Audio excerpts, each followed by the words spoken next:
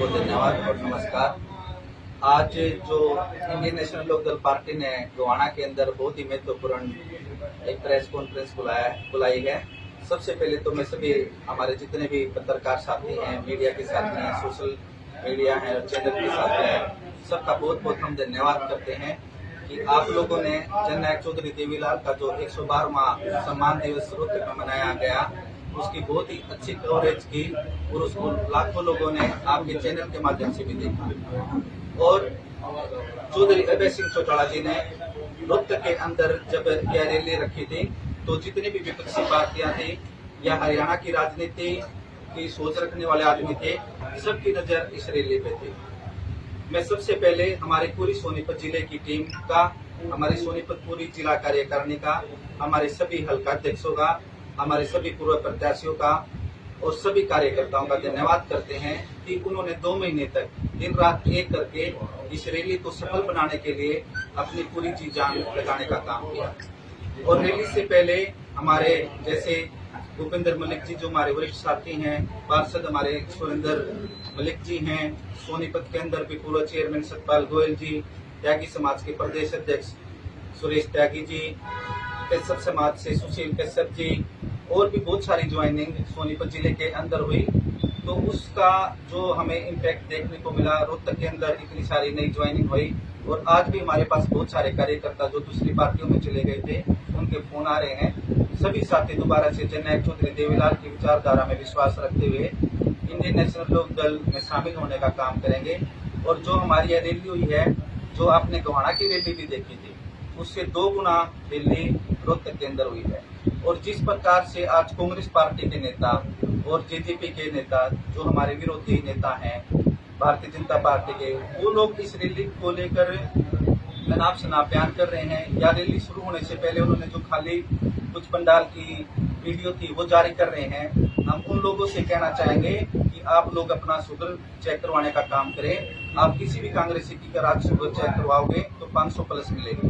चौधरी अभय सिंह चौटाला जी को जितना समर्थन, क्योंकि यह रैली चौधरी ओम प्रकाश चौटाला जी के स्वर्गवास होने के बाद पहली रैली थी, बहुत ही ज्यादा भार था और अभी कोई चुनाव भी नहीं थे। लाखों की भीड़ में, जिसमें खासकर बुजुर्ग युवाओं के अंदर एक जोश था, इतनी सारी महिलाएं, आज तक की जितनी भी रैली हरियाणा यानी पूरे देश के अंदर हुई है, उन सभी रैलियों का रिकॉर्ड तोड़ने का काम रोहतक की रैली ने किया है। इसके लिए मैं पूरे सोनीपत जिले की पूरी टीम का, सभी कार्यकर्ताओं का और चौधरी देवीलाल के सभी अनुयायियों का बहुत बहुत धन्यवाद करता हूं कि उन्होंने इस रैली को बहुत ही बेहद सफलतम एक रैली का रूप देने का काम किया। गंगाना गांव के सरपंच की आपने दूसरी ज्वाइनिंग कराई थी और अभी विधायक ने कहा है कि कोई ज्वाइनिंग नहीं है, वो तो वैसे गए हुए। देखिए, जिस प्रकार चौधरी अभय सिंह चौटाला जी रोहतक के अंदर थे, वहाँ पर भी जहाँ पर चौधरी अभय सिंह चौटाला जी जिस घर में चाय पीने जाते थे या किसी साथी को ज्वाइन करने जाते थे, यहाँ तक की भी बातें हमारे सामने आई है कि कांग्रेस के नेताओं ने लोगों को ये भी कहा है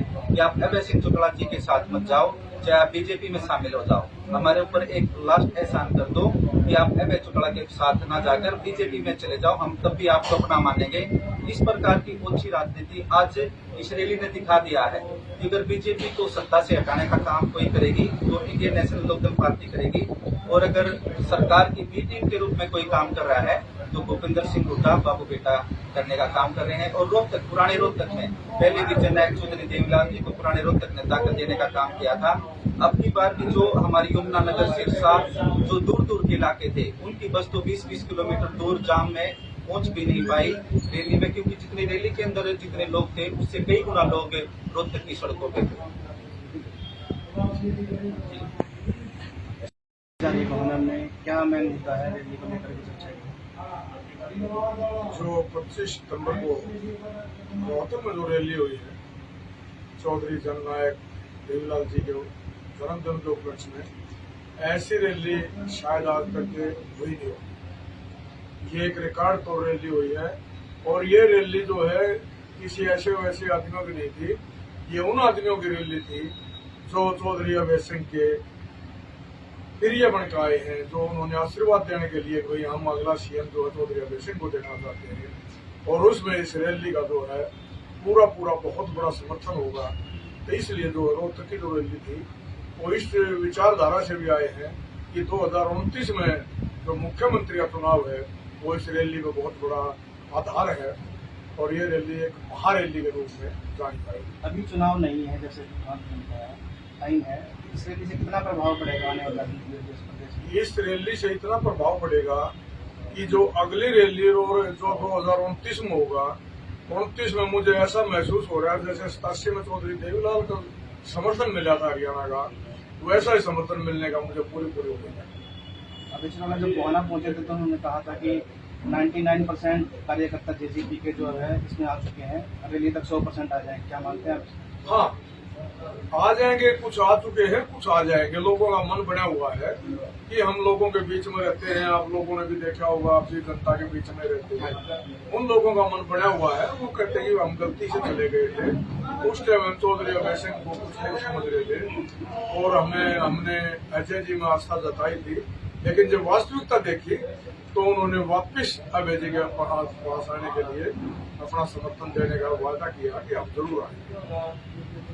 ठीक है, धन्यवाद। आपका धन्यवाद जो आप लोगों ने हमारा इस प्रयास में जो आपने प्रचार किया, जो आपने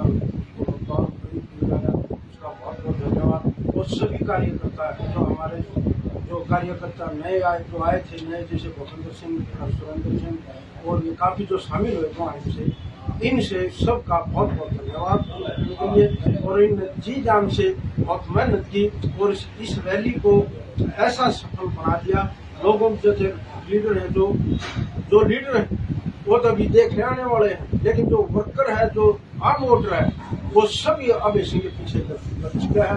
और वोटर लीडर जब उसको देख लेता है कि वोटर खिसक चुका है तो लीडर भी अब आने के लिए सुविधा।